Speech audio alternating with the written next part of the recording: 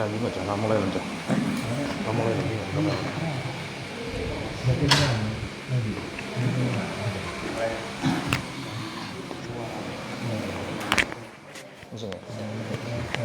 Ya, baik. Alhamdulillah, saya siap.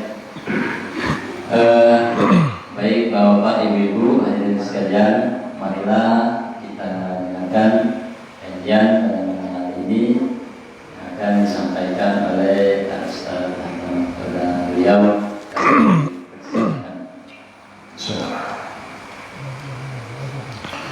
Bismillahirrahmanirrahim. Assalamualaikum warahmatullahi wabarakatuh. إن الحمد لله نحمده ونستعينه ونستغفره ونعوذ بالله من شرور أنفسنا ومن سيئات أعمالنا من يهده الله فلا مضل له ومن يضلل فلا هادي له أشهد أن لا إله إلا الله وحده لا شريك له وأشهد أن محمدا عبده ورسوله لا نبي بعده اللهم صل على محمد وعلى آل محمد ولا حول ولا قوة إلا بالله العلي العظيم أما بعد. Yang saya hormati dan saya muliakan orang tua kami, Kiai Haji Sulaiman, semoga Allah berikan umur panjang dalam ketaatan, kesehatan selalu, sehingga selalu bisa menebar kebaikan, insyaallah, amin. Para alim ulama yang sempat datang pada malam hari ini, para sahabat, para ibu-ibu, jemaah majelis ta'lim Baitul Iman Payaraman Timur, Payaraman Timur, semoga selalu sehat dan selalu semangat untuk mencari ilmu dan mengamalkannya. Karena majelis ta'lim itu bukan hanya sekedar untuk mencari tahu, tetapi juga untuk mengamalkan apa yang telah kita tahu. Insyaallah kita siap mengamalkannya sampai dengan meninggal dunia, insyaallah, amin ya rabbal alamin.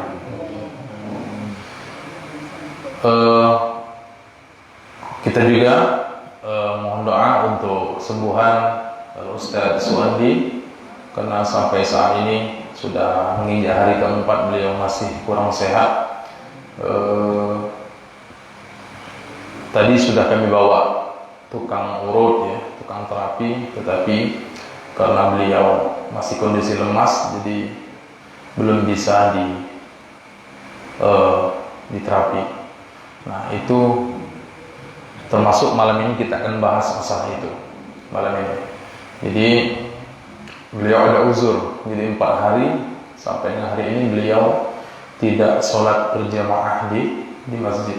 Nah, makanya tema kita malam ini adalah tentang kewajiban sholat berjamaah di masjid.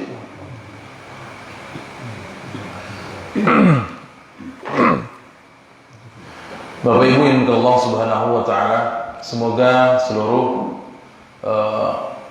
jemaah dan siapapun yang sempat mendengar kajian ini, semoga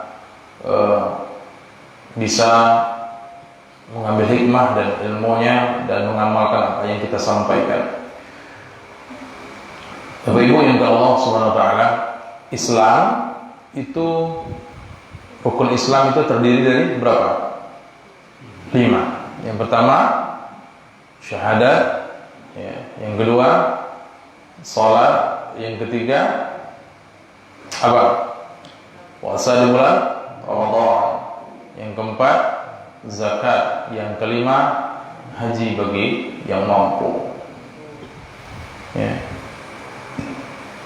Bapak Ibu yang Allah Subhanahu wa taala, salat itu diletakkan kedua pada rukun Islam. Jadi orang yang mengaku Islam harus mengerjakan salat, baik itu laki-laki maupun dia perempuan. Makanya dalam sebuah hadis Rasulullah mengatakan bainal kifri wal imani tarkus shalah.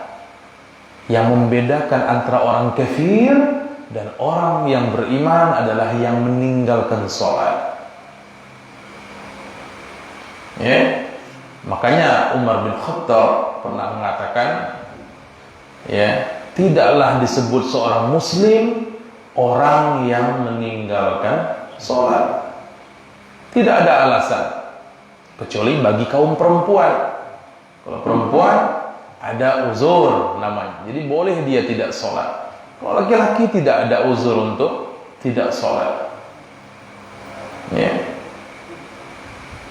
Makanya kalau tidak bisa sholat berdiri, bisa duduk.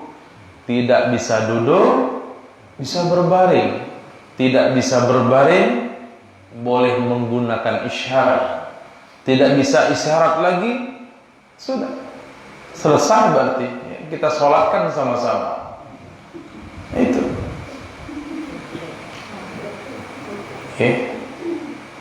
Ada seorang ulama berkata bahwa tidak akan semangat orang melaksanakan sholat jikalau di dalam tubuhnya masih mengalir darah dari makanan-makanan sumber haram. Tidak akan semangat orang yang melaksanakan ibadah itu. Jadi cenderung mereka menolak, ya, menolak. Makanya kita harus mencari makanan-makanan yang berkualitas, halalan thayyiban, halal dan thayyib, lagi baik. Tidak sembarang makan makanan. Ya. Terus banyak sekali ya, dalil-dalil yang mengatakan tentang sholat ini. Apa dalil sholat diantaranya? Wa aqimus sholat wa atuz zakat warka'u ma'ar raki'in. Dirikanlah sholat, tunaikan zakat, dan rukuklah kalian bersama orang-orang yang rukuk. Itu perintahnya. Ya. Bahkan di surah Al-Kautsar seluruhnya kita hafal. Inna a'tayna kal kautsar fasholli li rabbika wanhar inna sani'aka wal abtar. Sesungguhnya kata Allah, aku sudah memberikan kalian nikmat yang sangat banyak. Bahkan dalam ayat lain di Quran Allah mengabarkan bahwa seandainya ya, air laut dijadikan tintanya, ranting-ranting kayu dijadikan penanya, tidak akan dapat menulis nikmat yang diberikan Allah Subhanahu wa taala kepada kita. Dari mulai kita tidur hingga tidur kembali. Ya. Banyak sekali nikmat Allah. Kita lihat oksigen di rumah sakit berapa sewadah itu ya. Yang sewadah kecil itu 1,5 juta. Ya, belum yang lain. Jadi kita ngisapnya gratis. Nah, salah satunya ya cara bersyukurnya tadi. Fasholli li rabbika wanhar. Ya, dirikan sholat dan berkorbanlah. Berkorban untuk agama ini. Tidak ada duit dengan tenaga, tidak ada tenaga dengan pikiran. Kayak orang-orang yang mendapatkan nikmat yang banyak dengan hartanya, berkorban untuk agama Allah ya, dengan uang mereka. Ya. Yang punya kekuasaan dengan kekuasaannya, yang punya harta dengan harta, yang punya jabatan dengan jabatannya. Nah, makanya orang yang paling rugi di dunia ini adalah orang yang punya jabatan, punya kekuasaan, tapi tidak dimanfaatkan untuk kemaslahatan umat, untuk bermanfaat untuk orang banyak. Itulah orang-orang yang paling rugi. Ya. Mumpung tanda tangan masih laku, mumpung masih dipandang orang, mumpung masih punya harta, ya bermanfaat untuk orang banyak. Jemaah sekalian dari Allah Subhanahu wa taala. Banyak riwayat-riwayat yang mengatakan tentang sholat ini. Ya. Terus di surah Al-Kautsar tadi, inna sani'aka huwal abtar. Sungguhnya orang-orang yang tidak menyukai kamu, mereka lah orang-orang yang terputus. Terputus apa? Terputus dari rahmat Allah. Punya sholat, salah satu bentuk syukur kita ya sholat. Orang-orang yang tidak mau sholat berarti orang-orang yang tidak bersyukur. Selalu hafal doa. Setiap kiai, setiap ulama, setiap ustaz, guru, bahkan orang-orang awam hafal ayat itu. La in syakartum la azinannakum wa la in kafartum inna azabi lasyadid. Bila engkau bersyukur nikmatmu, akan aku tambah. Bila engkau kufur dengan nikmat, azabku sangatlah pedih. Ya, disuruh bersyukur dulu, baru nikmat ditambah. Jangan nunggu, nantilah kapan sudah kaya, baru nak sholat. Kalau tidak kaya-kaya, tidak sholat. Agilah kalau naik jabatan, ya, kalau tidak naik-naik, tidak sholat. Agilah kalau masalahku selesai, kalau tidak selesai, tidak sholat. Banyak orang menganggap sholat itu sebagai beban, menghalang dia mencari rezeki. Sedangkan orang-orang beriman merasakan bahwa sholat itu adalah peringan beban, jawaban dari sebuah masalah. Iyyaka na'bud wa iyyaka nasta'in. Kepadamulah kami menyembah dan kepadamulah kami memohon pertolongan. Dunia ini Allah yang genggam, Allah yang punya. Tidak ada yang tidak selesai kalau Allah sudah memberikan pertolongan. Sayangnya kita lebih mengandalkan nafsu kita, mengandalkan manusia. Beberapa hari yang lalu ada yang minta penglaris ke pondok itu. Minta penglaris. Ustaz, tolong kasih amalan aku. Minta penglaris katanya. Agar si anu itu, pejabat anu itu, pemimpin anu itu baik dengan aku, galak nunjuk aku proyek. Hoi, uji aku. Pemimpin itu, pejabat itu hidup atas rezeki dari Allah Subhanahu wa ta'ala. Minta dengan Allah, jangan minta dengan pejabat. Donggala, Poso, apa sekarang? Mamuju, Kalimantan, habis rata kalau Allah mau, dalam sekejap mata. Semua punya Allah. Lillahi ma fis samawati wa ma fil ardh. Kepunyaan Allah, apa yang ada di langit dan apa yang ada, kita cuma dipinjami sebentar. Termasuk nyawa kita yang dipinjami Allah. Makanya ketika pinjaman itu diambil oleh Allah, kita dalam keadaan husnul khotimah, dalam keadaan baik. Salah satu untuk husnul khotimah itu jaga sholat. Oke, kita masuk ke pembahasan yang selanjutnya. Coba ibu-ibu, ini kita manusia. Kalau ada duit 1 juta di rumah, ya hadiahnya 1 juta di rumah, kemudian ada yang 27 juta hadiahnya di pinggir jalan, kamu pilih yang mana? Pasti milih hadiah yang 27 juta di pinggir jalan. Seperti itulah perumpamaan sholat berjamaah. Kalau di rumah 1 juta, kalau di masjid 27 juta.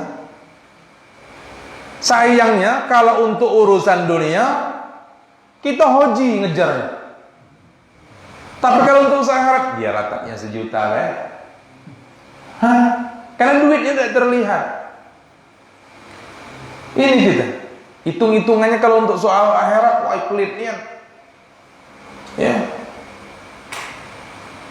Nak minta angkat dulu baru nak sedekah. Udah maju itu. Tak boleh nak minta sebut namanya, enggak usah. Ya. Apa kata Allah dalam hadis qudsi? Sedekah yang diam-diam itu akan meredam amarah Allah dan menghindari kita dari kematian yang tidak baik, su'ul khatimah. Asal diam-diam, jangan dipamerkan kepada siapa. Itu luar biasa. Ya. Jangan dikit-dikit cerek di foto, tidak perlu. Ya, semoga di sini semuanya. Ya. Bahkan Rasulullah itu, Umar bin Khattab, Rasulullah ketika sudah sholat tahajud dia tidur kembali agar orang menyangka dia tidak sholat tahajud. Bayangkan, ya, ada orang yang matinya husnul khotimah selama dia menikah itu dengan istrinya. Istrinya tidak tahu kalau dia selalu puasa Daud. Kapan istrinya menyiapkan makanan pagi, ya aku bawa ke kantor ya, bawa kantor. Padahal dia dalam keadaan berpuasa. Sampai di kantor dikasih semua orang lain. Masya Allah. Begitu dia menjaga privasinya. Ibadah itu privasi, tidak perlu orang tahu. Hanya urusan kita dengan Allah. Ahsanu amala, yang diterima oleh Allah. Bukan aksiru amala, bukan amal yang paling banyak, tidak. Tetapi aksar, amal yang paling baik. Baik. Itu masalah 27 juta tadi. Nah itu. Sekarang dalil-dalil Quran. Karena sekarang orang bicaranya dalil, dikit-dikit dalil. Sekarang kita sampaikan dalil-dalil Quran. Innama ya'muru masjidallahi man amana billahi yaumil akhir. Sungguhnya orang-orang yang memakmurkan masjid, orang-orang yang sholat berjamaah di masjid, mereka lah orang-orang yang beriman kepada Allah dan hari akhir. Sholat ke masjid. Bagi yang laki-laki, yang perempuan ada hadis, sholat terbaik para wanita itu adalah di sudut-sudut rumah mereka. Tapi suami tidak boleh menghalangi ibu-ibu yang mau sholat ke masjid. Qadar tidak ada masalah, tidak boleh dilarang. Asal tidak menimbulkan fitnah. Ya, jangan menor nih, berair begincu tembalnya, ya, pipi pelangi, ya, merah kuning hijau dilangin yang biru pipinya, jangan. Iya. Kapan sudah sholat langsung balik, itu yang bagus. Ya. Bertabir niat, cari sholat yang memang bertabir niat itu perempuan. Masya Allah, ya, Insya Allah. Nah itu, yuk kita ramaikan masjid. Kita mau hidup kita rezekinya lancar, tetapi ya, tidak mau sholat di masjid, terutama kaum laki-laki. Sholat di masjid itu wajib hukumnya, ya, wajib hukumnya. Itu di Quran jelas. Innama ya'muru masajidallahi man amana billahi yaumil akhir. Ya. Hanya orang-orang yang beriman yang mau memakmurkan masjid. Ya. Kamu kira yang pergi nakuk jam 3 pagi itu getahnya beda? Hah? Dengan yang nakuk sudah subuh? Sama coy. Nah, ada bedanya. Hah? Nggak ada bedanya. Kita sering menangisi ya dunia kita yang hilang. Tapi waktu demi waktu, detik demi detik yang hilang dari kita kesempatan beribadah kepada Allah, tidak pernah kita tangisi. Ya, sekarang hadisnya. Dalam sebuah hadis disebutkan, tidak ada sholat bagi orang yang mendengar panggilan azan kecuali dia uzur. Ya. Tidak ada sholat, ini Nabi yang mengatakan, bagi orang yang mendengar panggilan azan kecuali dia uzur. Nanti kita bahas uzurnya apa nanti di terakhir.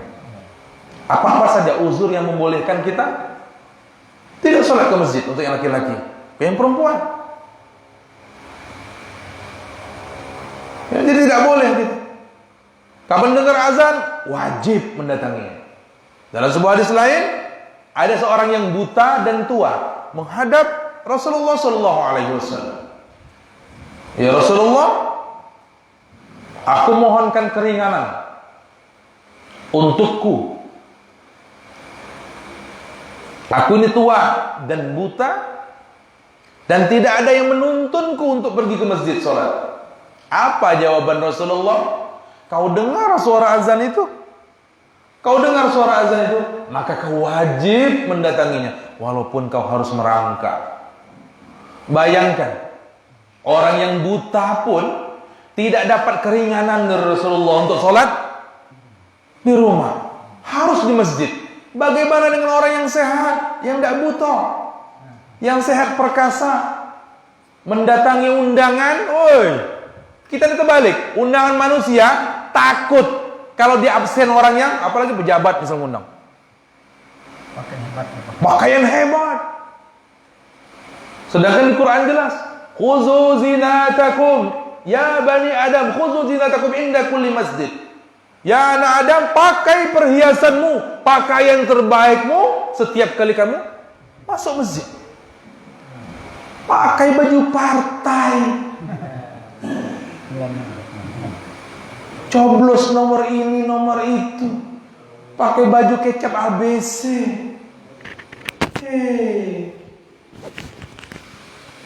Ya, Masya Allah. Untuk Allah kita berikinan, hitung-hitungan. Makanya sama seperti sedekah. Sedekah itu jangan kau hitung-hitung sedekah kepada Allah. Allah juga tidak akan hitung-hitung mengembalikan sedekah kamu. Ya, jangan hitung-hitung, jangan ditahan-tahan. Kalau seniat nganjuk 1 juta misalnya, lah mulai nak turun, 500 B, itu setan sudah. 1 juta tadi Allah itu. Ada usaha, saya main, oh enggak. Ya. Banyak halangan berbuat baik ini. Setan itu luar biasa. Ya, menak sholat subuh tadi, yang nak berak, yang nak terkentut, yang nak apa. Coba kalau pergi nonton organ, sehat. Pakai baju bagus, minyak wangi, bercelak nih yang pakai sepatu bagus. Di dalam ke masjid, takut hilang. Nggak apa-apa, sendal hilang di masjid. Nggak apa-apa. Yang sedih itu, sendalnya nggak pernah ke masjid. Nggak apa-apa motor hilang di masjid. Yang sedihnya motor nggak pernah dipakai ke masjid. Nggak apa-apa mobil lecet, karena dibawa ke masjid. Daripada lecet dibawa maksiat, sedih gitu. Kalau nak pesta dari pagi siap-siap. Tapi kalau untuk Allahu Akbar kata Allah, hayya 'alas shalah, hayya 'alal falah. Aku pernah pergi ke suatu daerah Di salah satu ada hamba Allah yang pernah ngisi di sini dulu. Di perumahan elit di Bekasi itu. Lihat yang sholat di sana. Lihat yang sholat di sana. Mobil Alphard yang parkir di masjid itu. Fortuner. Salah satu anak buah B.J. Habibie dulu yang bikin sayap pesawat. Masya Allah, itu yang sholat di situ. Kejar-kejaran takut. Kalau ketinggalan shaf pertama, kalau ketinggalan takbir pertama. Makanya aku pernah nulis, seandainya panggilan sholat itu seperti gempa, kita cepat-cepat semua keluar, menyelamatkan diri, berlari cepat-cepat. Tapi sayang, orang-orang meninggal di kuburan itu tidak ada yang pulang. Kalau dia ada pulang, taubat semua gitu. Nah itu. Jadi bayangkan, orang yang tua pun tidak mendapatkan, yang buta tadi tidak mendapatkan keringanan dari Rasulullah untuk sholat, untuk tidak sholat ke masjid. Ayo, yang istri-istrinya, yang para ibu-ibu, suruh suaminya sholat di masjid. Laki-laki yang soleh itu sholatnya di masjid, yang soleha itu di rumah. Suruh pakai mukena kalau sholatnya di rumah. Bukan aja. Kita wajib nyuruh suami. Ibu-ibu, pahalanya 500 tahun lebih dahulu kamu masuk surga. Memercikkan air ke suami itu. Kak, sholat ke masjid, azan subuh, sholat ke masjid. Bahkan Rasulullah mengatakan ada 2 sholat yang paling berat dilakukan orang munafik, sholat isya dan sholat subuh. Makanya kalau milih pemimpin, lihat sholat subuh dan isyanya. Kalau tidak pernah muncul di sholat subuh, munafik itu. Tidak akan tepat janji dia. Sudah. Ayo. Dalam hadis lain, Rasulullah mengatakan dalam Sahih Bukhari Muslim disebutkan bahwa Rasulullah pernah berkata, Salatlah kalian kalau kalian mau bertemu dengan Allah. Salatlah kalian, yaitu di mana di tempat itu dikumandangkan azan. Karena kata Rasulullah, aku tidak pernah melihat para sahabatku dulu salatnya di rumah.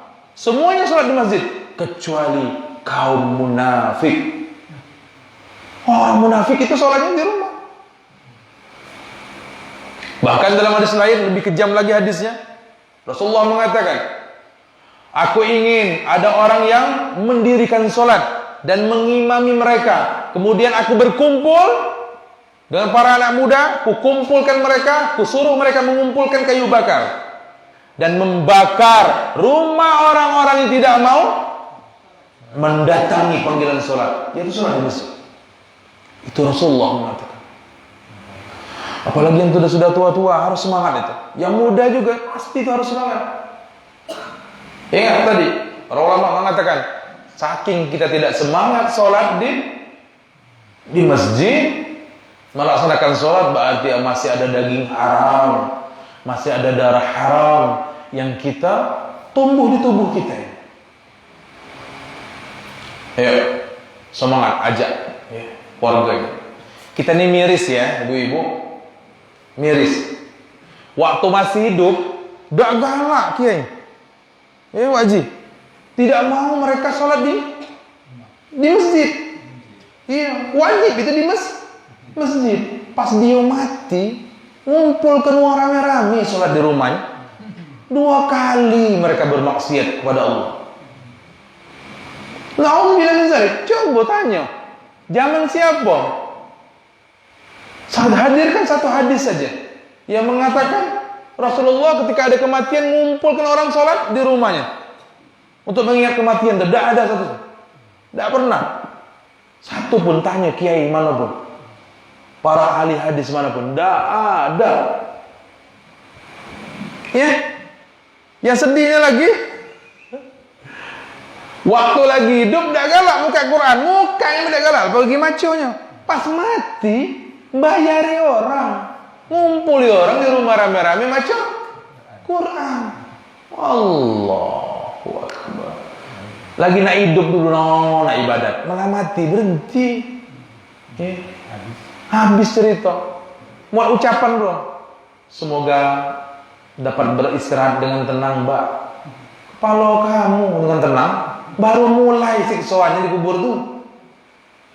Kubur tuh baru awal kehidupan akhirat. Dibayar berapa kita berani meninggalkan sholat? Umur masih bujang dulu tinggal sholat. Lah kawin sibuk mencari, takut anak tidak makan. Sedangkan rezeki lah dijamin oleh Allah. Lah dijamin oleh Allah rezeki. Itu Hajar. Hajar itu kan ditinggalkan Ibrahim berapa belas tahun di Mekah. Apa kata Hajar ketika menarik jubah Ibrahim? Ya Ibrahim, kau meninggalkan aku di sini sendiri? Diam Ibrahim. Ditarik lagi, kau meninggalkan aku di sini sendiri? Diam Ibrahim. Pas ketiga kali, kau meninggalkan aku di sini karena Allah? Iya, kata Ibrahim. Berangkatlah. Lihat Mekah, siapa tidak ingin ke Mekah sekarang? Ya. Oke? Ngerti sekarang ya? Nah, jadi jangan meninggalkan sholat berjemaah. Apalagi masjid ini. Ini masjid nih. Ya, yang sekeliling-keliling ini, kalau dengar azan, wajib mendatanginya, walaupun harus merangkak. Mau tua, mau muda, mau jenderal, mau kopral. Mau pintar, mau buyan, sama apa? Tetap wajib di sini. Semuanya mendatangi masjid. Maaf, bapak-bapak. Ini galak kita. Kapan sholat Jumat? Rame masjid. Pergi kalau masjid. Sholat dulu. Pas sholat 5 waktu, bukan di masjid, dilanggar. Dilanggar. Pas sholat di mana? Jumat, pergi kalau ke masjid. Pas sholat 5 waktu, wah, Tidak mau. Banyak alasan. Tapi pas organ tunggal rame undangan. Itu manusia yang undang.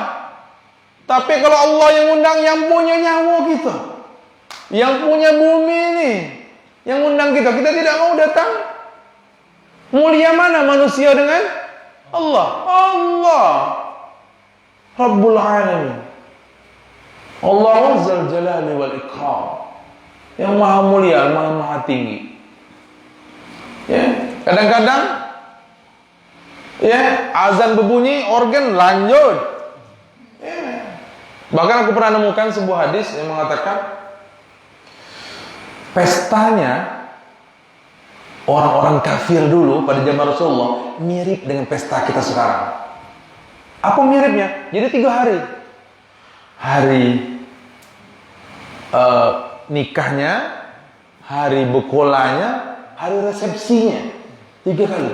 Dan Rasulullah sampai menyingkir ke perbukitan untuk menghindari keramaian itu. Bising. Rasulullah tidak mau. Tapi banyak ulama-ulama yang hebat-hebat di YouTube itu tidak mau mengasah hadis ini. Tadi ada yang nanya dengan aku. Kebetulan aku lagi berjalan tadi. Ada yang nanya dengan aku. Benar tak Ustaz hadis masalah ini? Benar kataku. Itu riwayat Al-Bazzar. Ada alat musik yang langsung dilaknat oleh Rasulullah Sallallahu Alaihi Wasallam. Apa alat musik yang dilaknat oleh Rasulullah? Seruling. Ada 2 kata Rasulullah. Ini hadisnya sahih. Hadis sahih. Hadis riwayat Al-Bazzar. Ada 2 suara yang di dunia dilaknat, di akhirat dilaknat. Apa itu? Yang pertama, suara seruling ketika datang kenikmatan. Yang kedua, suara orang yang meratap ketika mendapat musibah. Seruling itu lihat lah kau. Orkes, tidak ada seruling, potong duitnya. Coba. Makanya orang-orang munafik nyari hiburan, nyari ketenangan dengan mendengarkan musik. Tapi kalau orang beriman nyari ketenangan dengan membaca dan mendengarkan Al-Quran. Itu orang beriman. Pernah kau lihat orang di Mekah itu? Begitu saya sudah ngomong Assalamualaikum warahmatullahi wabarakatuh, Assalamualaikum warahmatullahi wabarakatuh, remik begini, tidak pernah. Tum di Masjidil Haram, tidak pernah. Karena orang tenang di situ. Kenapa kita tenang di Masjidil Haram? Pertama, kita tenang sujud di Raudhah. Kenapa? Karena tidak kita dengarkan hingar-bingar seperti itu.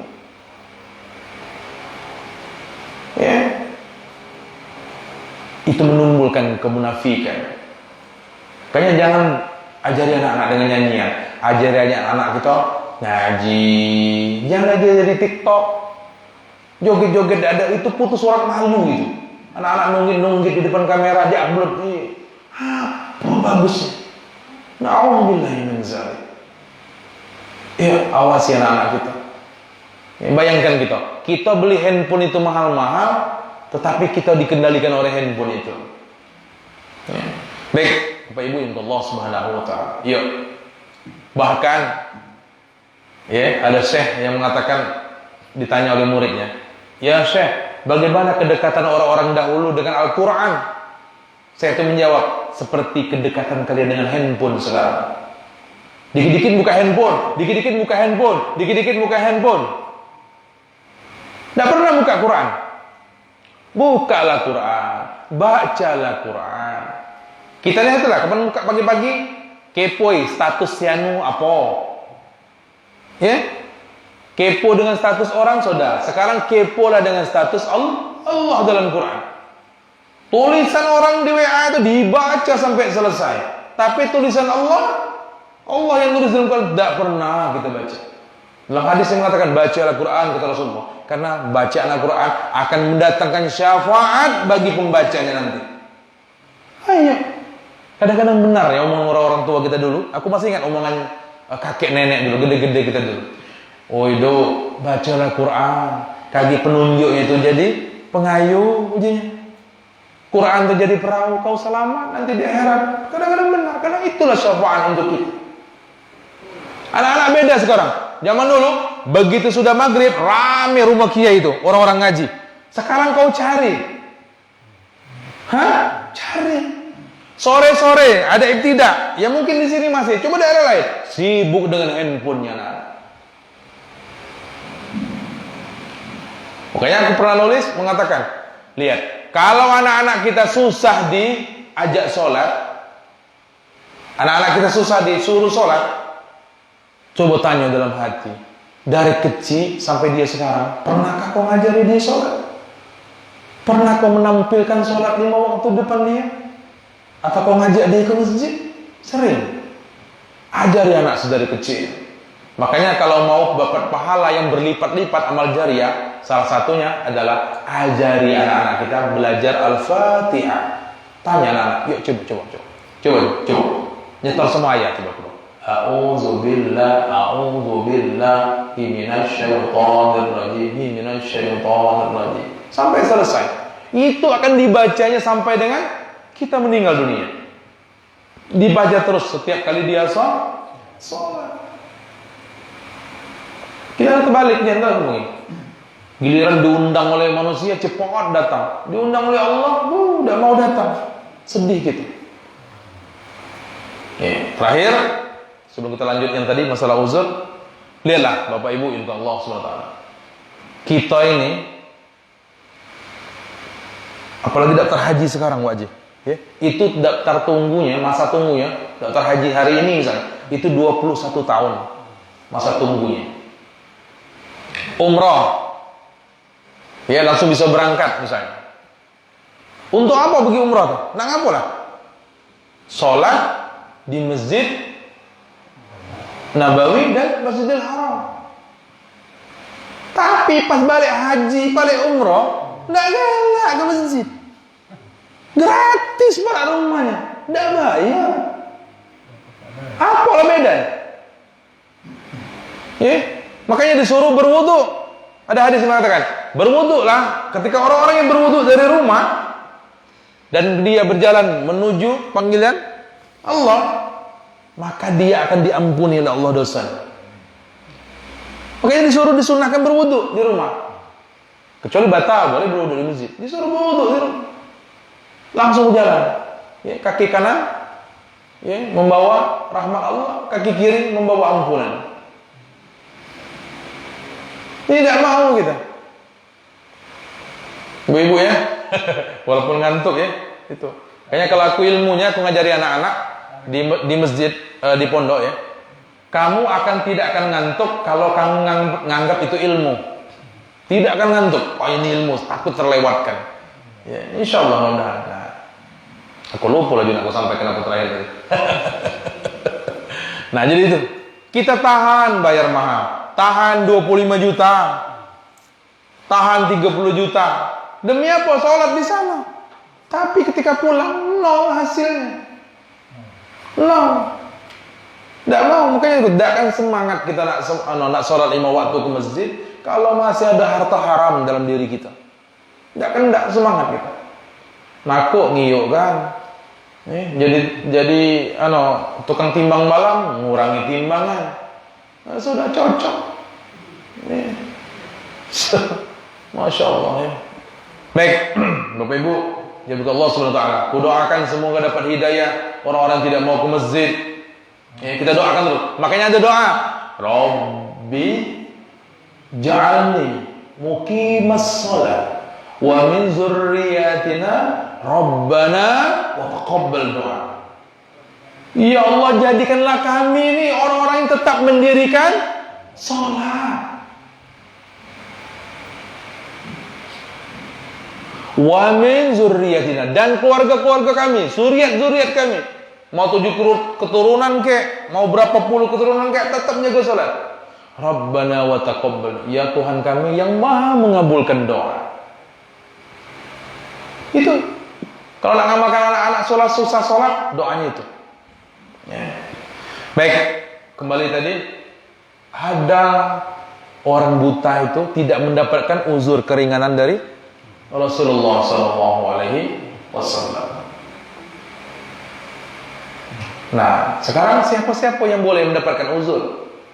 Apa baik yang uzur yang boleh kita tidak sholat berjamaah di masjid, khususnya laki-laki? Apa di antaranya? Yang pertama, pasti sakit. Sakit. Kalau sakit hati tidak masuk. Sakit hati tidak masuk. Tapi kalau sakit jiwa, iya. Kalau orang gila tidak masuk. Dia masuk masjid ketakutan kita. Makanya ada yang ini ya, ada di suatu daerah ya, ada kiai-kiai itu, ada banyak kiai yang pakam itu ya. Tapi ketika dia melihat anak-anak kecil sholat di masjid, nakal, marah mereka. Waktu itu aku numpang sholat asar di situ. Nah, marah kiai, kau puji kiai.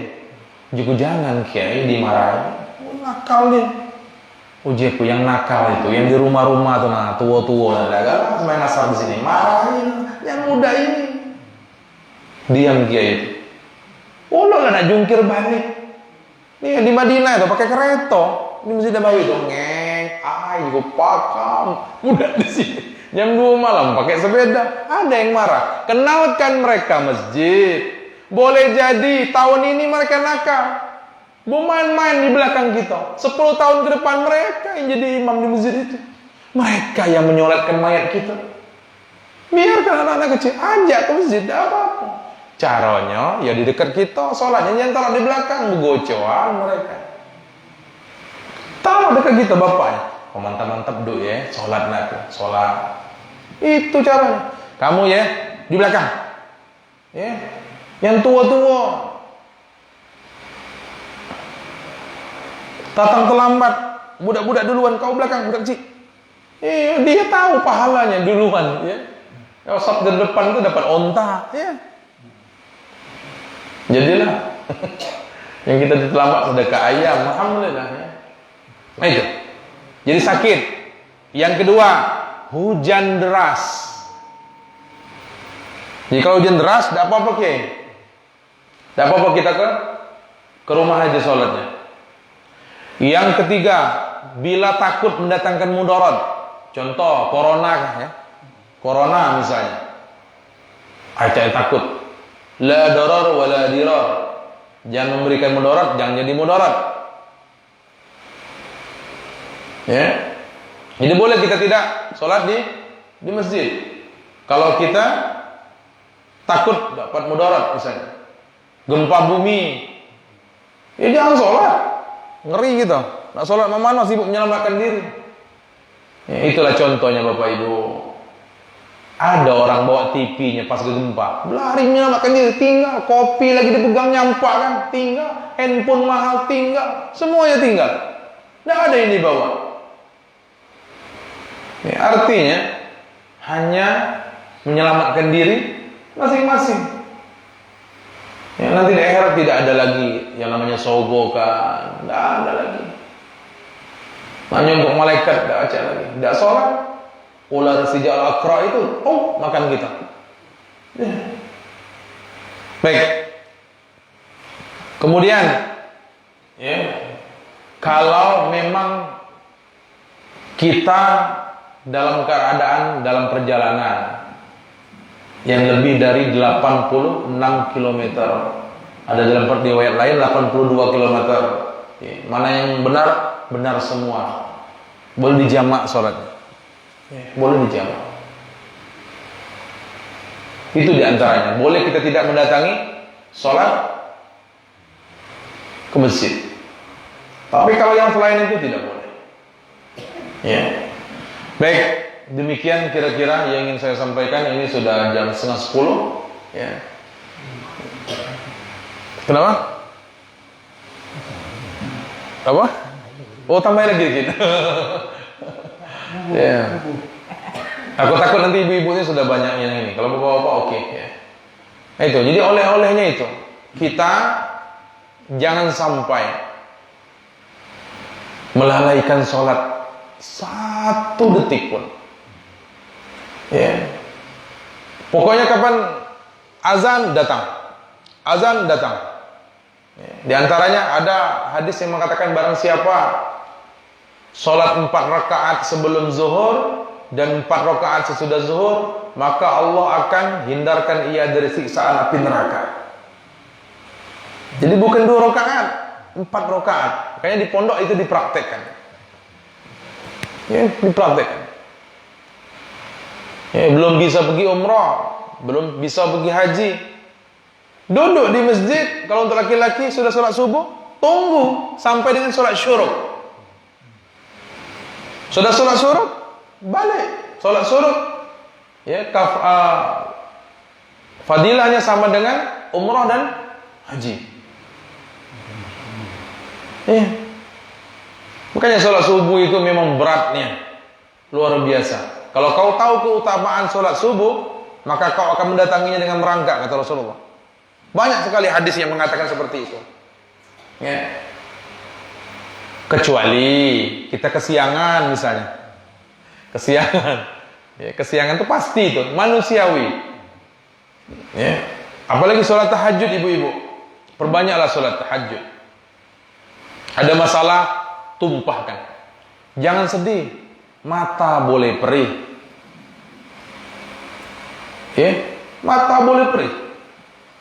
Telinga kita boleh pedih, tapi hati jangan sedih. Ada Allah. Mintanya sama Allah. Tidak ada yang tidak mungkin dunia kalau kita beriman. Wa may yattaqillah yaj'al lahu makhraja wa yarzuqhu min haitsu la yahtasib.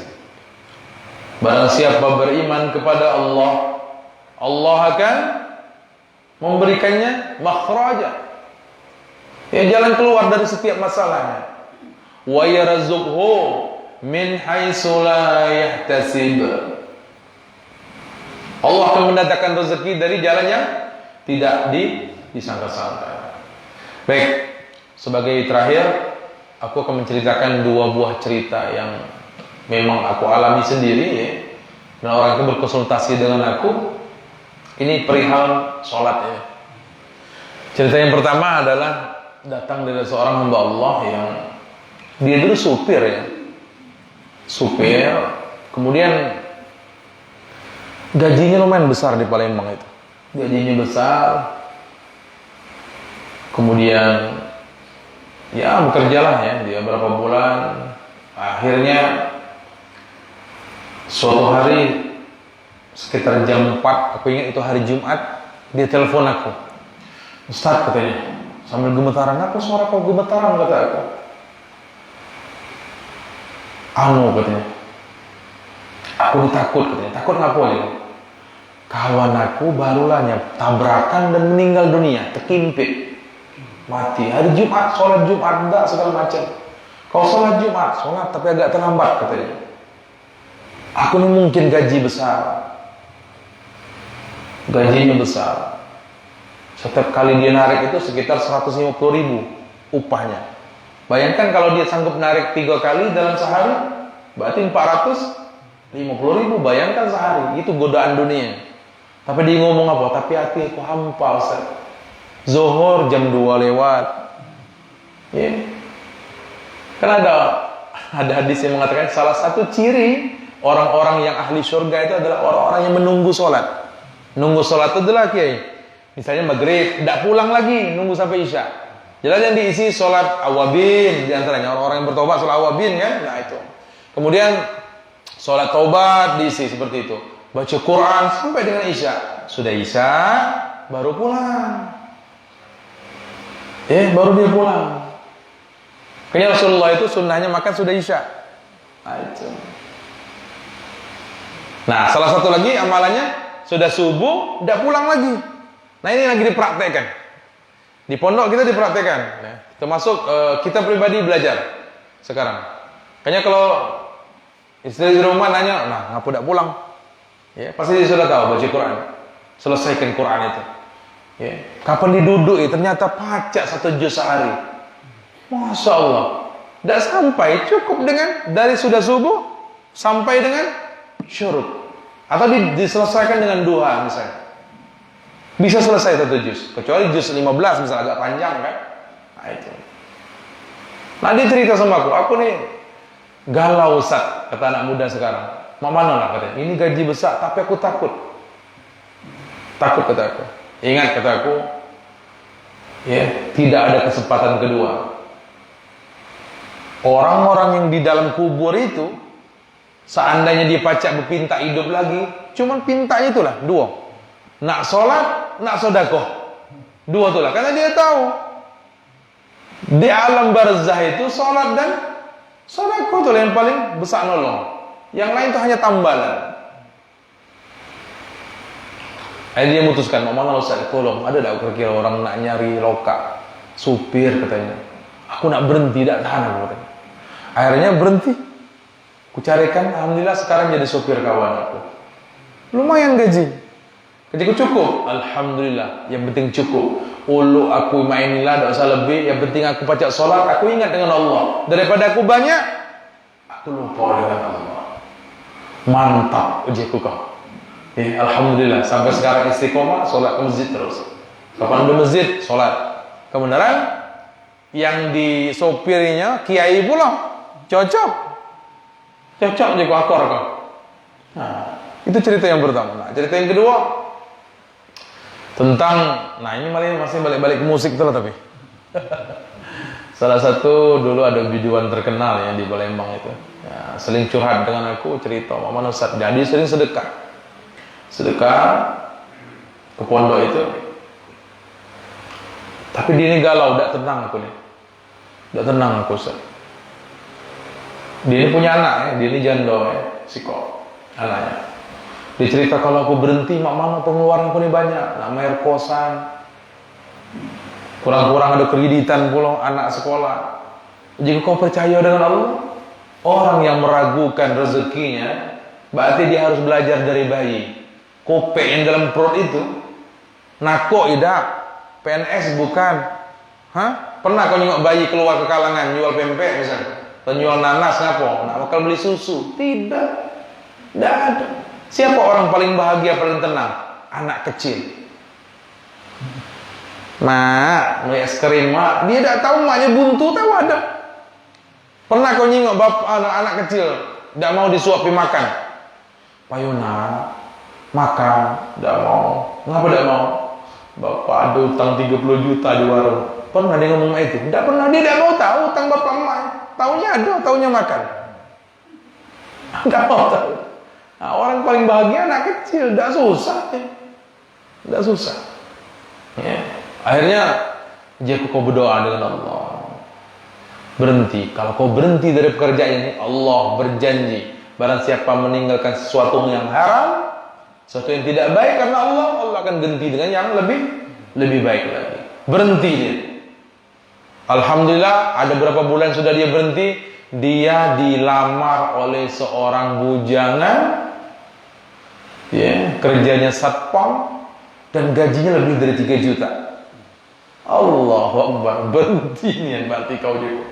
Ya, diganti Allah apa yang diciptakan tadi. Kemudian punya anak, dibikinkan warung besar untuk jualan es, jualan sembako, dan sekarang rutin nyumbang pondok. Allahu Akbar, alhamdulillah. Coba kalau dia tidak berhenti, dia terus tenggelam dalam kemaksiatan itu. Ya, nyaladas, ajiku. Karena umur tidak ada kita yang tahu. Ya. Salah satu rezeki yang terbesar dalam hidup kita adalah kita masih diberikan umur untuk beribadah kepada Allah Subhanahu wa ta'ala. Makanya ada yang ngomong, Ustaz, mana kita kalau yang meninggalkan sholat-sholat yang dahulu? Kodo ya. Setahu aku ya, di dalam kitab Hidayatus Salikin karya Abdus Somad Al-Palimbani, kalau kita meninggalkan sholat tidak usah dikodo, cukup minta ampun dengan Allah, perbanyak sholat tobat dan sholat sunnah. Itulah sholat-sholat yang dulu. Makanya waktu itu udah pacak kita beli. Ada ulama mengatakan orang-orang yang menyia-nyiakan waktunya untuk beribadah itu dihabiskannya untuk hura-hura. Mereka yang berkata, seandainya pacak dibeli waktu mereka, dibeli seolah kekurangan untuk beribadah kepada Allah Subhanahu wa ta'ala. Ayo, mumpung masih hidupnya. Bapak Ibu, ya, ini hampir jam 10.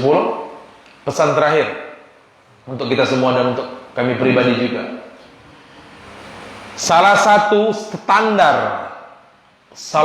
standar orang tua sukses mendidik anaknya adalah kalau untuk anak laki-laki, ketika azan berkumandang tanpa diperintah, tanpa dimarah, dia langsung menuju masjid untuk beribadah kepada Allah, menunaikan sholat.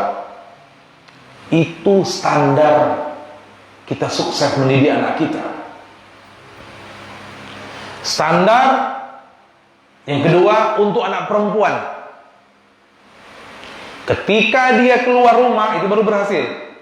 Ketika dia mau keluar rumah, tanpa diperintah, tanpa dimarah, dia langsung mengambil hijabnya dan menutup aurat. Itu standar. Kita sebagai orang tua berhasil untuk mendidik anak kita. Itu baru standarnya saja, belum yang lain. Di atas itu banyak. Kalau dia masih nak diperintah, sudah gawat. Ya. Makanya sekolahkan anak di pondok pesantren. Ya, kita tes nanti. Yang ahli sodako, ahli ilmu agama, bandingkan dengan yang insinyur.